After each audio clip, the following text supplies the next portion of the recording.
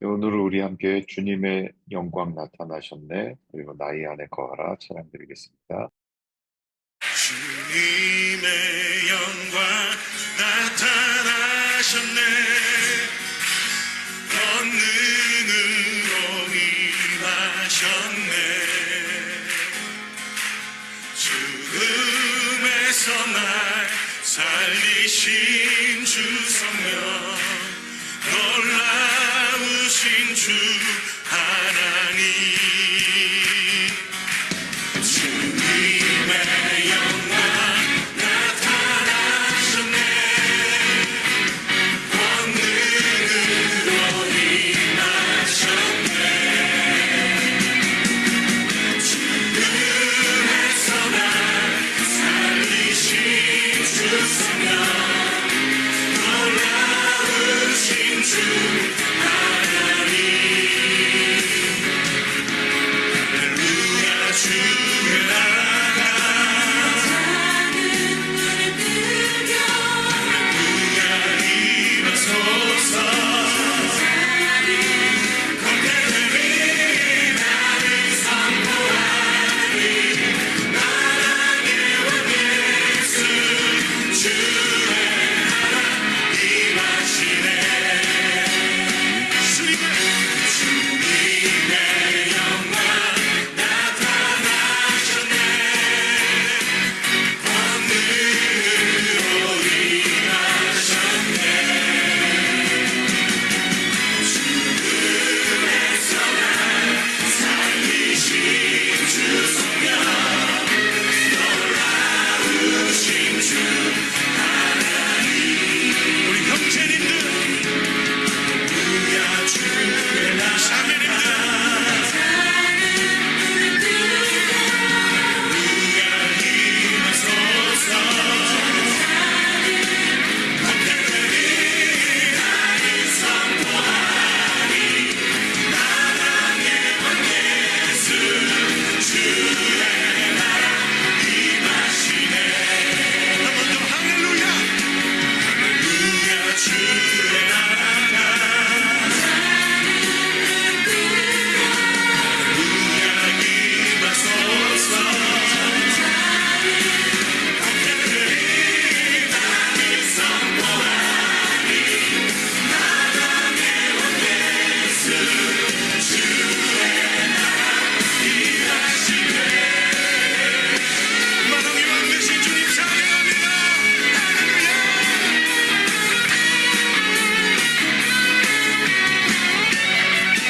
나를 선포하리. 나를 선포하리. 나라의 왕 예수 주의 나라 임하시네. 나를 선포하리. 나를 선포하리. 나라의 왕 예수 주의 나라 임하시네. 주의 나라, 주의 나라 임하시네.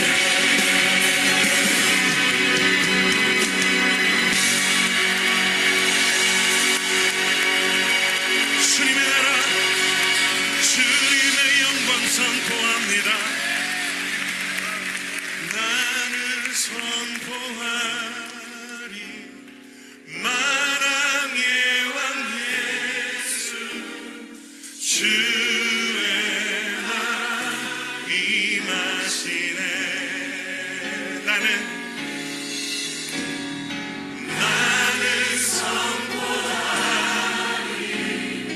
만왕의 왕 예수 주의 나라, 주의 나라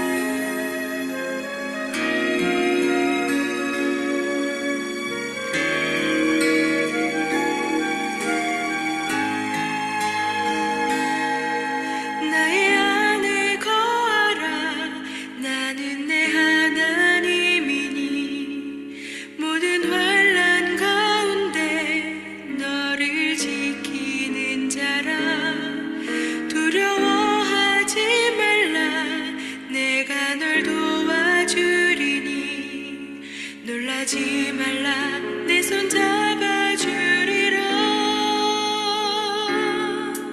나의 안에 거하라 나는 내 하나님이니 모든 환난 가운데 너를 지키는 자라 두려워하지 말라 내가 널 도와주리니 놀라지 말라 내 손 잡아주리라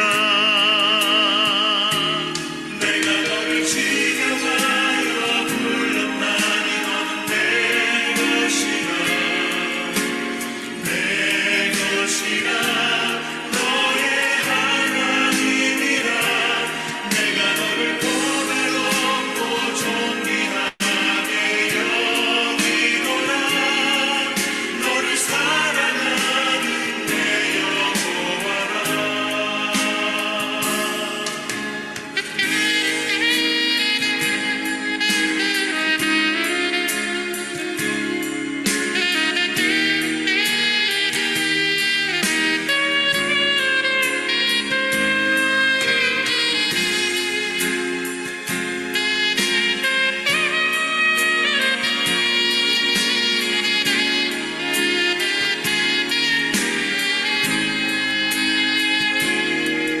나의 안에 거하라 나는 내 하나님이니 모든 환난 가운데 너를 지키는 자라 두려워하지 말라 내가 널 도와주리니 놀라지 말라 내 손 잡아주리라 내가 너를 지켜하여 불렀나니 너는 내 것이라 내 것이라 너의 하나님이라 내가 너를 보배롭고 존귀하게 여기노라 너를 사랑하는 내 여호와라 내가 너를 지켜하여 불렀나니 너는 내 것이라 내 것이라 너의 하나님이라 내가 너를 보배롭고 존귀하게 여기노라 너를 사랑하는 내 여호와라 너를 사랑하는 내 여호와라 나를 사랑하는 내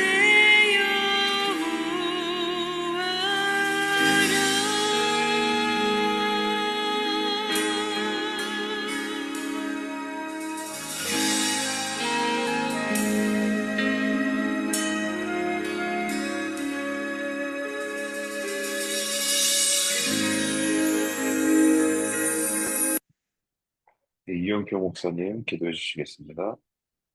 거룩하신 하나님 아버지, 저희들에게 은혜와 긍휼을 베푸셔서 거룩하지 못한 저희들을 아버지와 같이 거룩하게 하셔서 이렇게 아버지 앞에 나와 예배를 드리게 하심에 감사드립니다. 저희 좋은 친구교회 지체들이 지난 한 주간도 주님의 은혜로 살게 하셨음에 감사를 드립니다. 때로는 기쁜 일도, 때로는 슬픈 일도 있었겠지만 이 시간에는 신령과 진정으로 온전한 예배를 드리기 원하오니 성령님께서 저희들의 몸과 마음을 붙잡아 주시옵소서. 하나님 아버지, 미국이나 한국이나 연약하고 소외된 사람들이 하루하루를 살아내기가 점점 어려워지는 상황에 처하고 있습니다.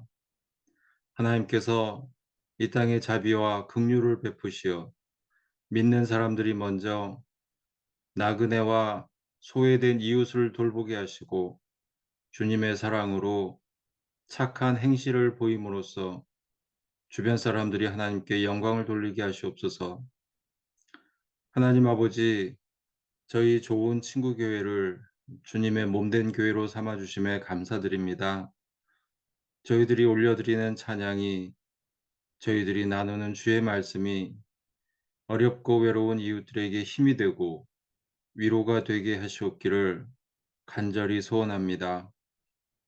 이를 위해 예배를 수종 들고 홈페이지를 관리하며 헌신하는 지체들이 있사오니 지혜와 능력을 더하시고 헌신의 기쁨을 누리게 하여 주시옵소서. 사랑의 하나님, 한국에서는 추석을 보내고 또 미국에서는 추수감사절을 앞두고 있습니다.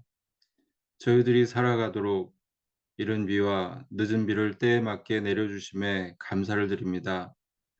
비록 여전한 삶의 무게로 근심과 걱정이 밀려올 때에 오히려 감사의 조건을 찾게 하시고 우리 삶 곳곳에 배어 있는 주님의 돌보심을 깨닫게 하심으로 감사의 고백이 저희들의 입술에서 마르지 않게 하시는 그 은혜를 누리게 하여 주시옵소서.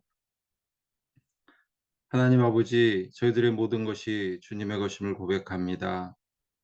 허락하신 것들로 행여나 세상의 기쁨과 영광을 쫓는 삶을 살지 않게 하시고 초대교회의 성도들과 같이 주신 것을 나누며 가난한 자가 없게 하신 그 공동체를 꿈꾸며 저희들도 하나님께서 맡기신 것들로 아낌없이 함께 나누며 기뻐하게 하시옵기를 간구합니다. 오늘도 세우신 주의 종을 통하여 하나님 나라의 복음을 선포하게 하시고 그 말씀이 이 한 주간의 삶에 영의 양식이 되어 영적인 풍요함을 누리며 하나님의 나라와 의를 구하는 삶을 살게 하시기를 소원합니다. 이 예배를 통하여 오로지 우리 주 하나님 아버지께서 영광을 받으시길 간구하오며 이 모든 말씀을 예수님의 이름으로 기도드립니다. 아멘. 네, 오늘 함께 나눌 말씀은 마태복음 5장 13절부터 16절까지 말씀입니다. 우리 함께 읽어보도록 하겠습니다. 너희는 세상의 소금이니 소금이 만일 그 맛을 잃으면 무엇으로 짜게 하리요? 후에는 아무 쓸데없어 다만 밖에 버려져 사람에게 밟힐 뿐이니라. 너희는 세상의 빛이라. 산 위에 있는 동네가 숨겨지지 못할 것이요. 사람이 등불을 켜서 말 아래 두지 아니하고 등경 위에 두나니 이러므로 집안 모든 사람에게 빛이 있느니라. 이같이 너희 빛이 사람 앞에 비치게 하여 그들로 너희 착한 행실을 보고 하늘에 계신 너희 아버지께 영광을 돌리게 하라. 아멘. 네, 이번 달에도 우리 교회가 어려운 이웃을 돕게 하신 하나님께 감사드리고 또한 함께 도와주신 많은 분들께 감사드립니다. 네, 오늘은 이동현 목사님께서 빛과 소금이라는 제목으로 말씀 전해주시겠습니다. 며칠 전에 제가 이제 아내와 함께 제 아내의 20년 지기 친구를 만나고 온 적이 있습니다. 그러니까 저희 부부가 유튜브를 시작한 이후에 연락이 닿게 되어서 이제 아내가 주로 전화로만 안부 전하고 연락을 하다가 최근 들어서 친구의 암투병 사실을 알게 된 그런 친구입니다. 그러니까 그 친구의 상태는 암이 재발되어서 그 림프를 통해서 전체 조직에 전이가 된 그런 상태였기 때문에 그러니까 의사들은 시한부를 선고한 그런 상태였습니다. 근데 그 얘기를 전해 듣고 너무나 충격을 받아서 그러니까 아픈 마음에 그 친구를 저희 부부가 이제 위로하러 갔습니다. 근데 결론부터 말씀드리자면은 그러니까 저희 부부는 그 친구를 위로하지 못했습니다. 위로는커녕 오히려 저희 부부가 그 친구를 통해서 위로를 받고 왔죠. 그 친구를 통해서 드러나는 하나님의 참 빛과 그분의 영광을 체험하고 돌아왔습니다.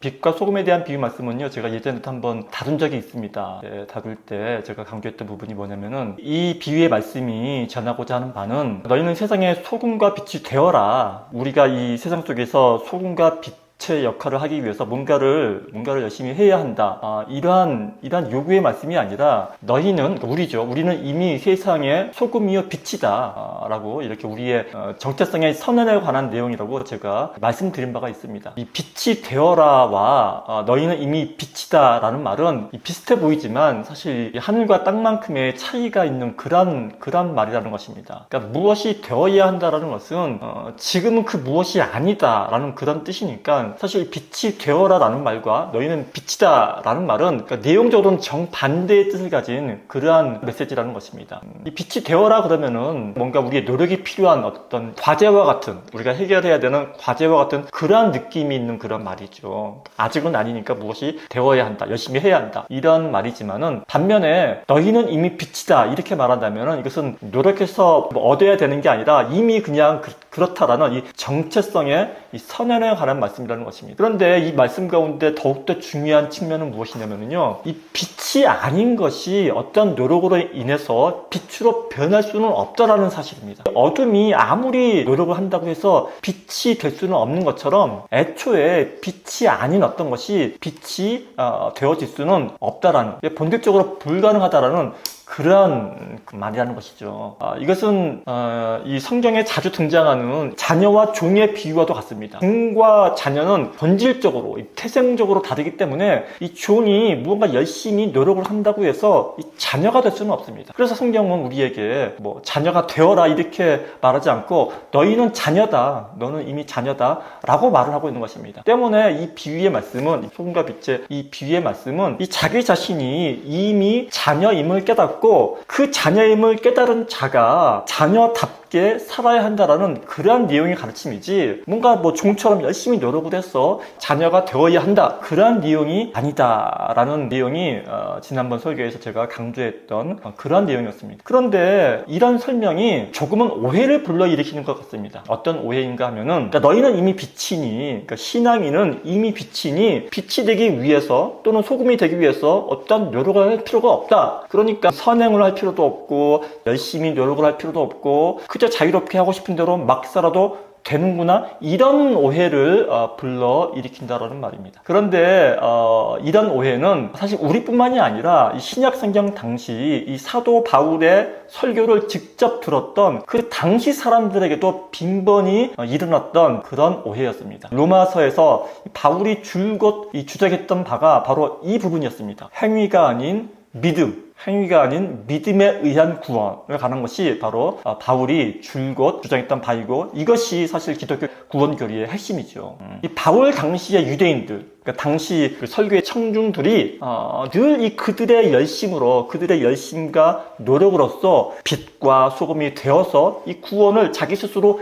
이루고자 하는 그러한 모습을 발견하고서는 바울은 구원이란 그렇게 마치 종들이 삭시나 보상을 받는 것처럼 그렇게 노력의 대가로서 얻는 것이 아니라, 구원이란 그러니까 이미 빛이고 이미 소금이고 이미 자녀인 자들이 당연하게 누리고 주어지는 것이, 그것이 바로 구원이라고 이렇게 줄창 주장을 했던 것입니다. 이런 바울의 주장 속에서 근대 신학자들이, 칼빈을 비롯한 신학자들이 예정론이라는 교리를 이끌어내기도 한 것입니다. 정리해보자면은 이 구원이란 우리의 노력이나 행위로 얻어지는 것이 아니라 은혜로서, 믿음으로써 우리에게 주어지는 것이다 라는 게 로마서 내용의 전부 다입니다. 이신칭이죠. 이신칭. 그러니까 로마서의 내용은 이러한 내용의 반복에 불과하고 이에 대한 논증이 바로 로마서의 핵심 주제인 것입니다. 그런데 이 바울의 이토록 뛰어난 논증을 직접 들은 이 당시의 사람들조차도 바울의 이 이신칭 교리에 대해서 오늘날의 우리와 똑같은 이 반응을 보였던 것입니다. 아니, 당신 말대로 구원이 우리의 선행이나 노력에 의한 것이 아니라면은 구원을 위해서 우리가 그토록 힘들게 노력할 필요도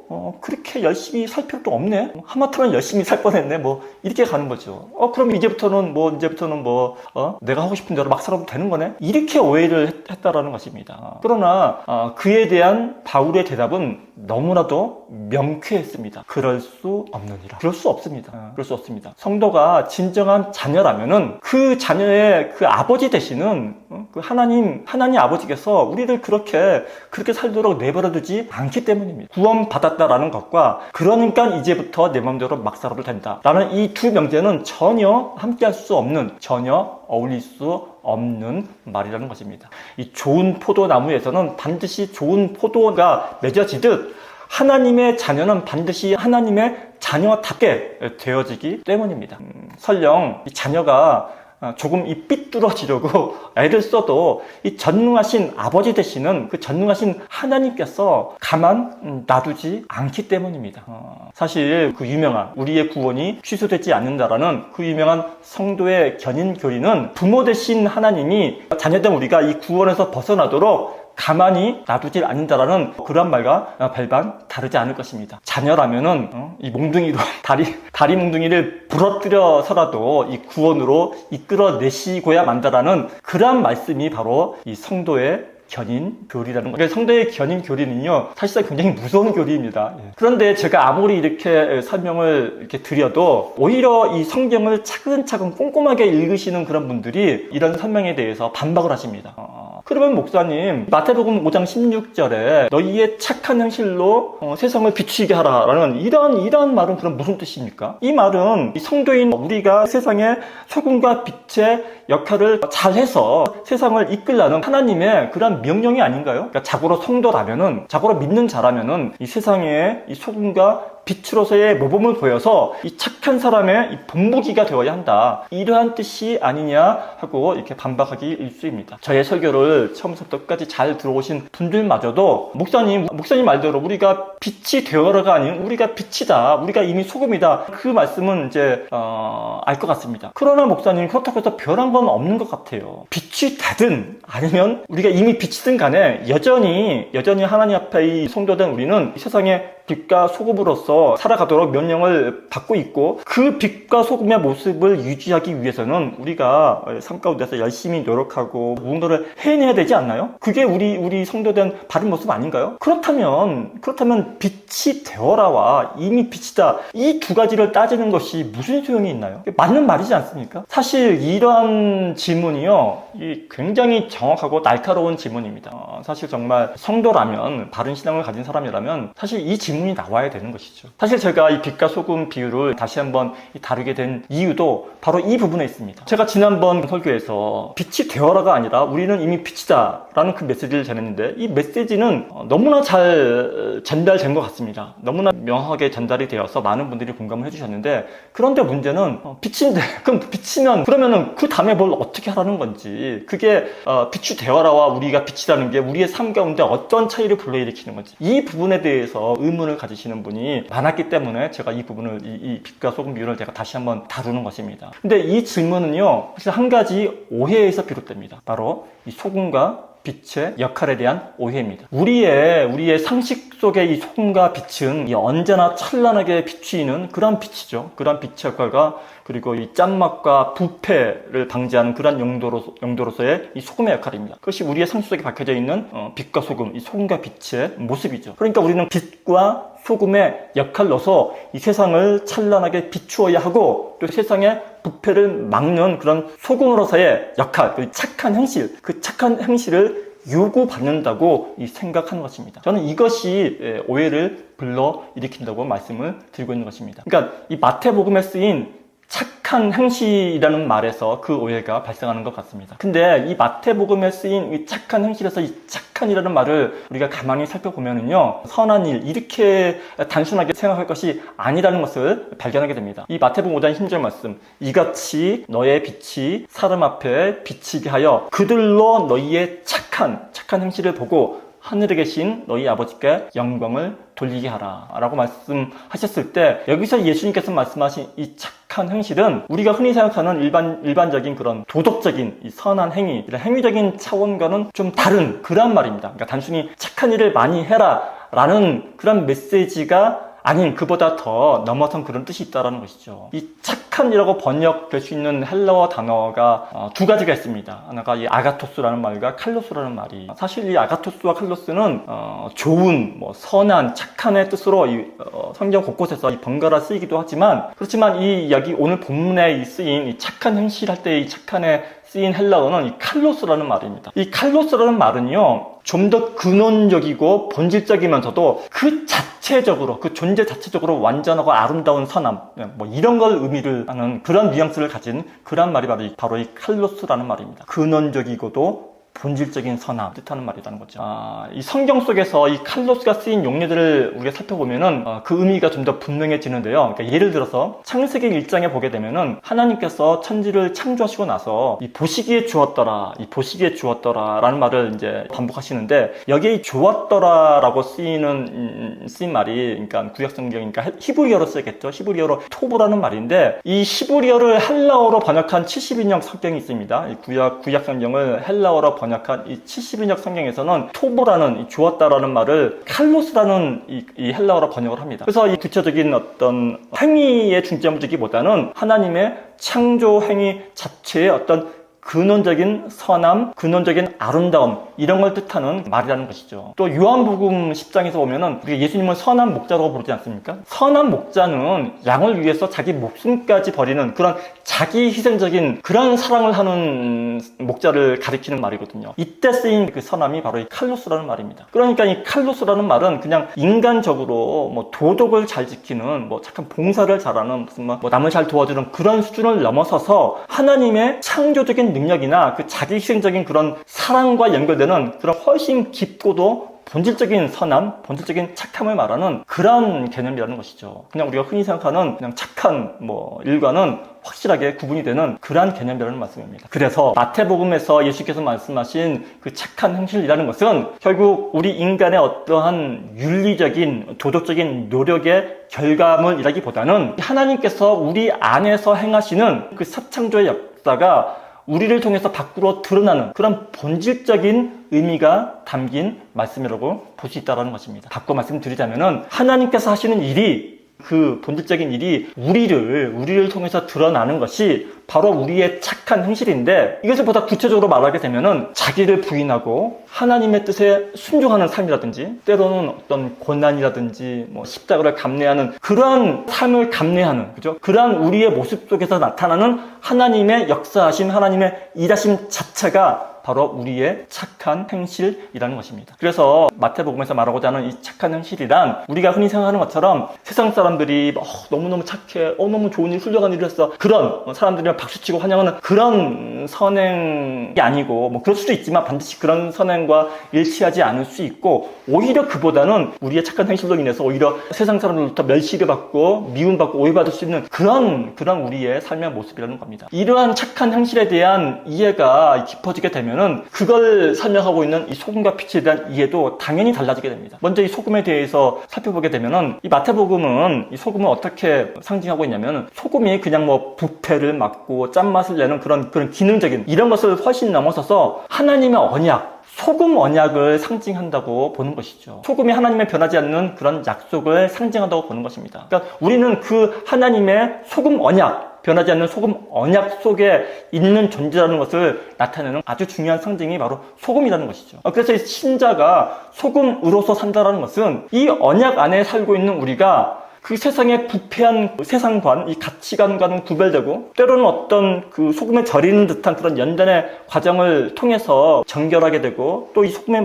맛을 일치하게 된다라는 그런 뜻과도 연결된다라는 그런 것입니다. 이 빛 역시 마찬가지입니다. 빛 역시 우리가 그냥 일반적으로 생각하는 것처럼 세상을 환하게 비치는 어떤 선한 영향력, 이런 거 이상의 의미를 가진다는 것입니다. 성경 속에서 빛은 예수님이십니다. 그죠? 예수님 자신이 참 빛이지 않습니까? 우리가 세상에 비친 이유는 다른 게 아니라 그 참 빛이신 예수님께서 우리 안에 거하시기 때문에 우리에게 빛이라 명할 수 있다는 것이죠. 그러니까 우리가 노력해서 우리가 자체 발광을 해가지고 우리가 빛을 만들어내는 것이 아니라 이미 우리 안에 있는 그 빛을 드러내는 것이 빛으로서의 우리의 역할인데, 그게 중요한데, 이 빛으로서의 우리의 역할마저도 그저 찬란하게 빛나는 것이 아니라 반대로 어둠을 드러나게 하는 것이 오히려 빛의 역할이다. 그러니까 성경에서 빛과 관련해서 등불을 켜서 말 아래 두지 않고 등경 위에 둔다고 말씀하지 않습니까? 말 아래 두지 않고 등경 위에 두는 목적은 무엇일까요? 등불을 바라보려고요? 아니죠. 그 등불 자체를 막 자랑하려고 하는 게 아니라 그 등불 빛으로 인해서 주위의 어둠 속에 감추어진 것들이 드러나게 하는 것이 바로 그 등불의 이 빛의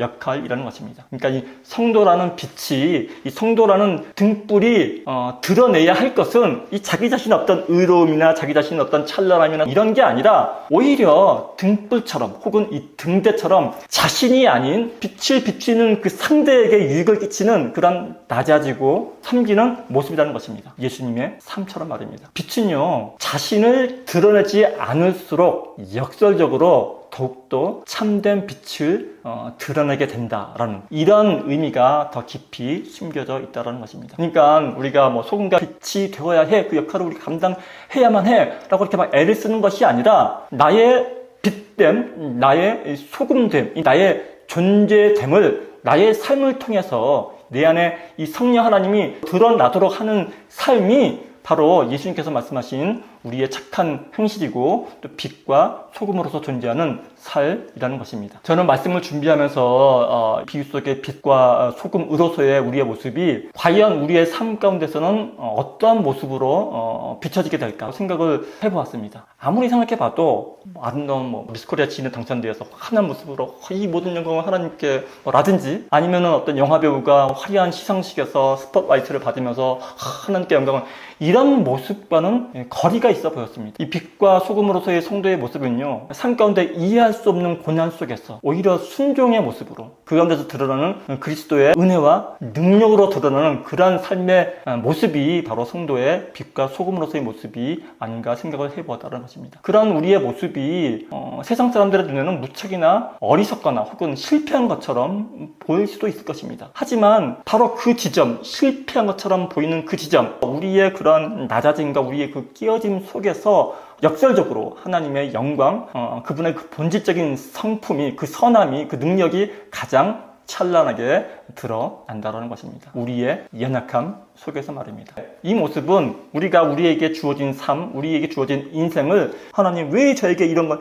이렇게 불평하고 평가하는 것이 아니라 우리에게 주어진 그 모습 그대로 인정하며 오히려 감사하게 여길 때 그 모습 가운데 그 하나님이라는 그 참되신 빛이 그 우리라는 그 질그릇을 통해서 드러나고 영광을 받으신다는 것입니다.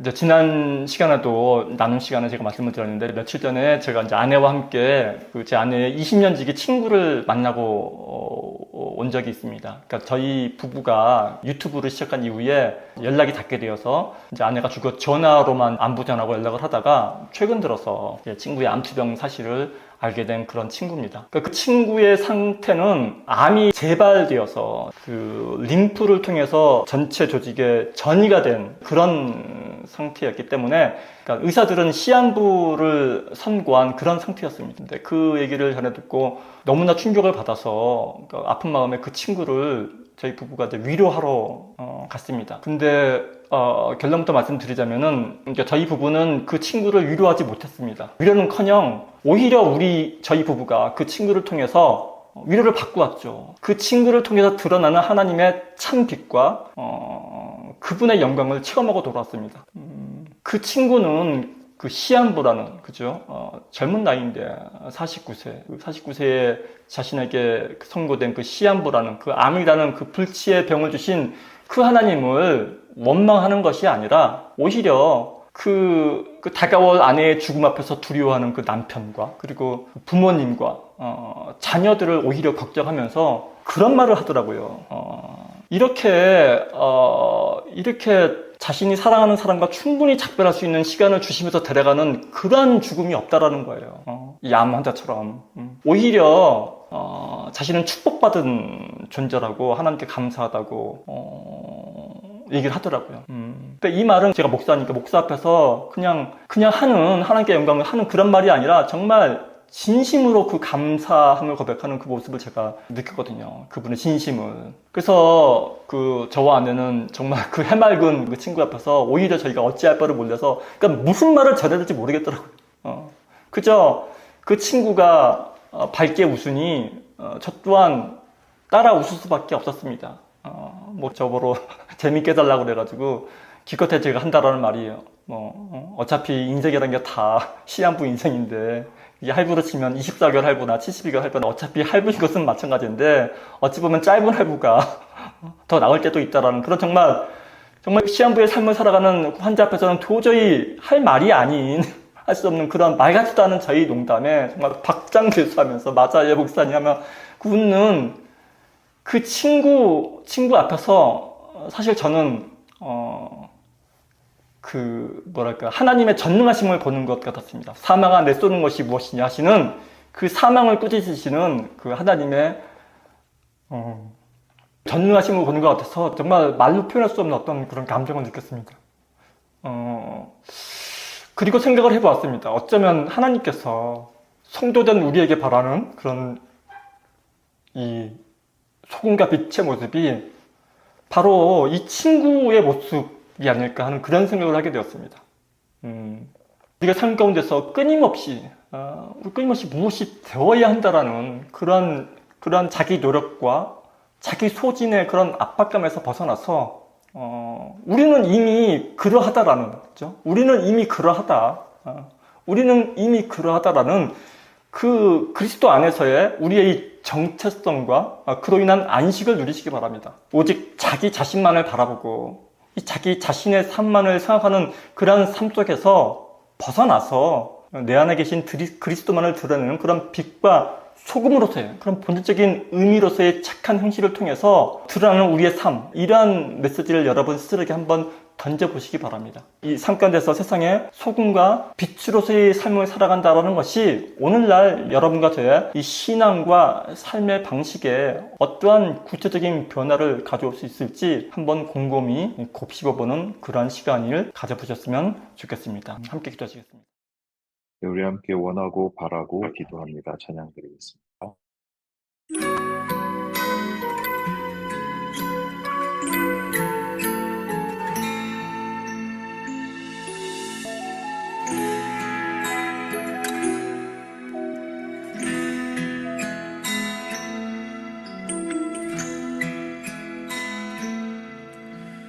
이 세상을 살아가는 동안에 나의 힘을 의지할 수 없으니 기도하고 낙심하지 말 것은 주께서 참 소망이 되심이라. 주의 길을 걸어가는 동안에 세상의 것 의지할 수 없으니 감사하고 낙심하지 말 것은 주께서 참 기쁨이 되심이라. 하나님의 꿈이 나의 비전이 되고 예수님의 성품이 나의 인격이 되고 성령님의 권능이 나의 능력이 되길 원하고 바라고 기도합니다.